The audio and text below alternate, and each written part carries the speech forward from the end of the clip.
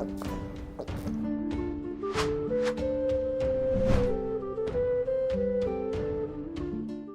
Moin, hallo und herzlich willkommen zu einem neuen Video hier auf meinem Kanal. Heute gibt es ja eine Runde Shakes and Fidget. Nachdem wir gestern mit unserem Magier hier versucht haben, so weit wie möglich im Stockwerk, im Elevator durchzupreschen, ja, gibt es auch immer mal wieder, oder gab es in der Vergangenheit auch immer mal wieder die Frage, gibt es überhaupt Leute, die es geschafft haben? Eingangs erwähnt hatten wir das Ganze schon mal, ja, gezeigt gehabt, aber ich habe es nie wirklich in einem Video kommuniziert. Als wir den Livestream gemacht haben zum Anfang des Events, da gab es natürlich am ersten Tag schon ja, Leute und vor allem auch eine Person, die das auch geteilt hat und gezeigt hatte, wie das aussah. Das war Nachteule gewesen, die hat es geschafft, oder der hat es geschafft, auf Stufe 500 zu gelangen, in die Etage 500. Und ja, relativ easy sogar. Und es gibt auch ein Endscreen, wie das Ganze aussehen wird. Da haben wir es einmal hier, wenn man Stockwerk 500 erreicht, dann kommt quasi diese Meldung 500 von 500. Du hast den Boden der Hölle erreicht, doch leider ist hier niemand. Du musst dich also gedulden, bis du wieder hochgezogen wirst, um neue Gegner zum Ausplündern zu finden. Ja? Also wenn man Stufe 500 erreicht hat, dann droppt man den nächsten Tag quasi wieder seine regulären 20 Etagen. Es ist nicht so, dass man jetzt hier irgendwie auf dem Stockwerk dann stehen bleibt oder so. Ne? Das ist Content, den haben nur ganz wenige gesehen, oder diese Meldung, ne? Weil es halt ganz wenige nur erreicht haben. Ich weiß nicht, wer es noch außer Nachteule erreicht hat. Für diejenigen, die ihn nicht kennen sollten, war ja auch derjenige gewesen, der ja, als allererstes alle Dungeons weltweit durchgerockt hat. Ne? Da, wo jetzt noch viele bei Zeus gerade hängen hier im Olymp, hatte er ihn als erstes besiegt. Die Magier im ganz Late Game sind generell irgendwie ein bisschen bevorteiligt aufgrund der Gegner, die ja auch dort am Start sind. Genauso hier Zeus als auch beim Elevator gibt es nachher sehr viele Magier, wo die Magier bessere Chancen haben als andere Klassen. Wir haben es ja schon mal erwähnt gehabt. Und ja, deswegen auch ein Magier, der erste, der halt eben ja, diesen Elevator besiegt hat und halt eben auch ja, Zeus besiegt hat im Umkehrschluss. So, ne? Ja, auch wenn es jetzt hier nicht so gut aussieht, das Ding ist halt eben, Furaken hätte niemals so eine Chance wie Nachteule, weil Nachteule einfach übermäßig viel über sein Potenzial hinaus halt Damage macht, so, ne? Im Gegensatz zu jemandem, der 50-50 skillt, ist Nachteule auch mehr eine Glass Cannon, heißt, man kann halt auch eben deutlich weiterkommen in den Dungeons, Schaden ist halt eben Win, so kann man jetzt nur ganz grob mal so an der Stelle sagen. Ne? Ansonsten Nachteule ja auch einer der stärksten Magier im ganzen Spiel überhaupt und ja, deswegen auch er derjenige, der hier die 500 Stockwerke gemeistert hatte. Er hatte noch geschrieben gehabt, das ist schon ein paar Tage her auf jeden Fall, dass er 480 relativ easy gelegt hat und ab da die letzten 20 Etagen wurde es ein bisschen zäher, aber halt auch jetzt nicht weiter lohnenswert, so da jetzt durchzupreschen großartig. Ne? Und ja, deswegen er auf jeden Fall jemand, der es hier geschafft hat. 151 zu 78 Basisstats. Ne? Da gibt es Leute, die sind auch schon ein bisschen höher, glaube ich. Ich glaube, irgendwo hatte ich es gesehen gehabt, dass, ich weiß nicht mehr, ich glaube, Scythe war es gewesen, ne?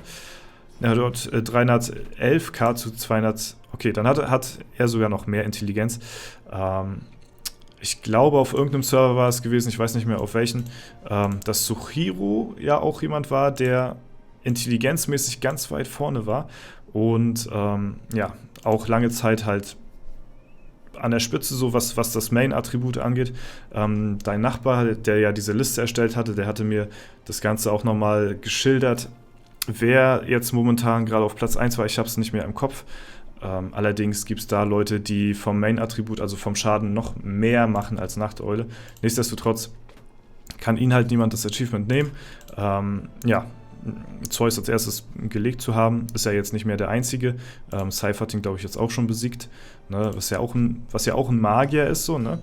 Und deswegen, ja, es spielt sich so ein bisschen ab, dass die Magier halt nachher im super Late Game halt eben ein bisschen bevorteiligt in den Dungeons sind gegenüber jetzt so Kriegern und Kundschaftern, ne? Was natürlich für mich, was mich persönlich natürlich sehr freut und meine Wahl als Magier nochmal unterstützt und auch ja, wenn ich mich immer wieder entscheiden müsste, ich würde mich immer wieder für einen Magier entscheiden, so, weil die Crits, die ja so ein Magier einfach raushauen kann, die schmecken schon ordentlich und ja, das ist halt auch ziemlich cool zu sehen, was da halt immer so machbar ist. Ja, nichtsdestotrotz, für mich persönlich nicht weiter machbar, hier großartig voranzukommen im Elevator. Es ist einfach Schluss bei der Etage so, ne? Verpasst auf jeden Fall morgen nicht den Livestream. Morgen wollen wir ja die letzten 2 Stunden des Elevators ja, zusammen verbringen und gucken, wie weit wir auf meinen Servern kommen. Also auf W50 mit einem Krieger, W27 mit einem Battlemage und hier auf meinem Main. Ob wir da uns nochmal irgendwie zusammenraffen können und vielleicht nochmal, ja, es wird ziemlich schwierig werden, Celtic noch einzuholen. Also es wird sich wahrscheinlich auf Platz 2, ja, wird es drauf hinauslaufen so. Und ja, vielleicht kriegen wir es hin, auf W27 den Goldenen zu holen, auf W50, vielleicht kriegen wir es dorthin in die Top 3 zu kommen, obwohl es da auch ziemlich schwierig wird. So meine Chancen rechne ich mir dafür jetzt nicht so hoch aus. Trotzdem wird es ein spannender Kampf werden und deswegen werden wir da auch die letzten 2 Stunden des Elevator-Events zelebrieren. Also schaltet ein, morgen spätestens ab 18 Uhr live, wenn nicht sogar früher, ich weiß noch nicht ganz genau, je nachdem wie ich es schaffe, ne? Werde ich dort dann auch das Ganze live verfolgen, am Sonntag ganz gechillt und da freue ich mich auf jeden Fall sehr drauf. Ja, es ist, der wilde Keiler wäre machbar mit einer Waffe mit einer höheren Spannweite, ich habe es ja auch schon erwähnt, aber es ist so ist es leider jetzt nicht machbar, deswegen da an der Stelle, auch wenn man in den Dungeons weiterkommen will, ist halt Schaden eben alles, ne? Eine schöne Waffe mit schön rechts raus Schaden.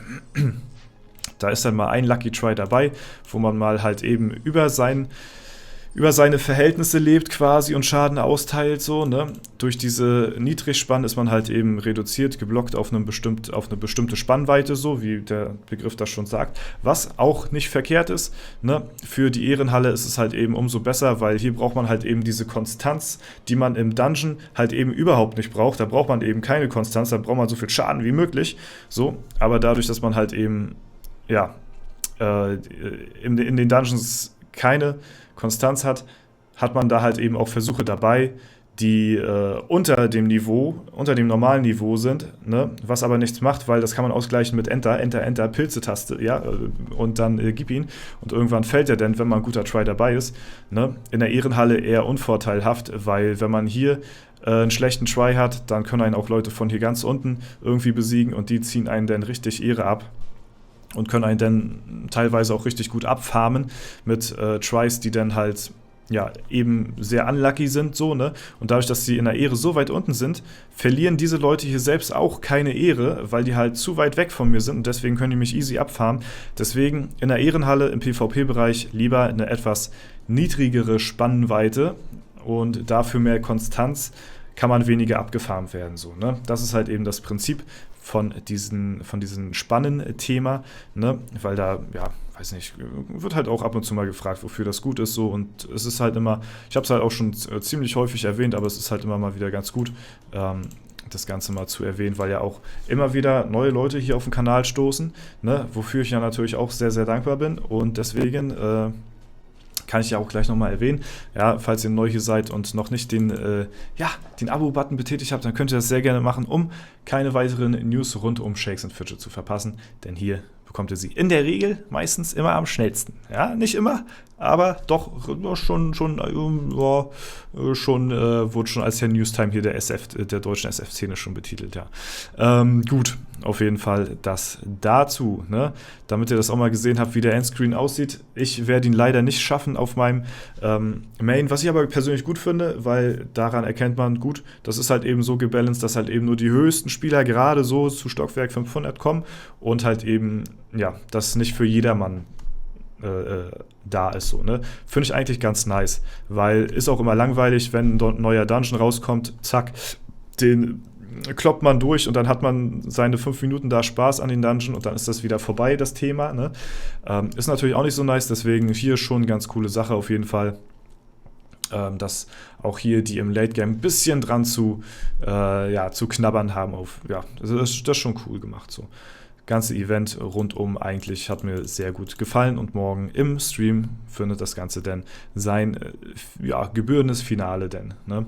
Okay, das war's soweit, Leute. Wenn es euch gefallen hat, lasst gerne Bewertung und Kommentar dazu da. Ansonsten wünsche ich euch noch einen super schönen Tag. Vielen Dank fürs Zuschauen. Wir sehen uns morgen im Livestream und bis dahin bleibt gesund, bleibt stabil. Haut rein und bis zum nächsten Mal.